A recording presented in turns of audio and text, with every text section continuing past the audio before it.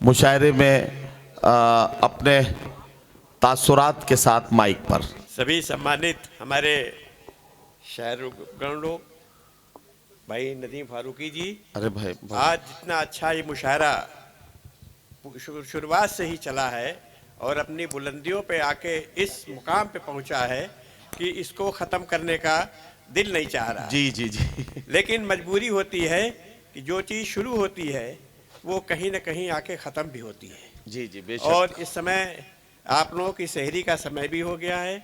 इतना अच्छा मुशायरा मैंने पहले कभी नहीं सुना। अरे वाह वाह वाह, इतना अच्छा आज मुशायरा हुआ है, मैं बराबर हाँ हाँ 3-4 सालों से सुन रहा हूँ। जी जी। लेकिन जो आज यहाँ पे समा बंधा है, आप लोगों ने बांधा है, बहुत शुक्रिया उसके लिए सर, बहुत मैं शुक्रिया। हरदोई वालों की तरफ से आपका दिल से शुक्रिया अदा करता बहुत हूँ शुक्रिया सर, बहुत शुक्रिया। और मुशायरे को समाप्त करने का घोषणा करता हूँ। बहुत शुक्रिया, धन्यवाद। बहुत शुक्रिया।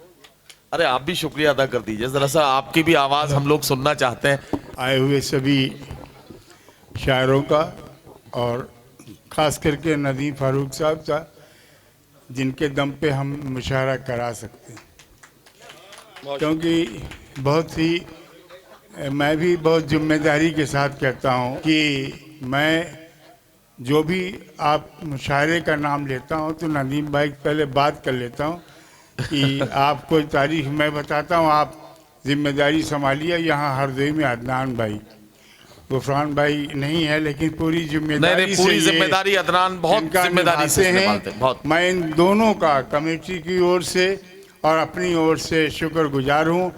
और मैं चाहूँगा ऊपर वाले से कि आप दोनों बहुत लंबी उम्र तक जिएं। बहुत शुक्रिया। इसलिए जिएं कि जिंदगी के लिए नहीं, इस मुशायरे को कायम करने के लिए।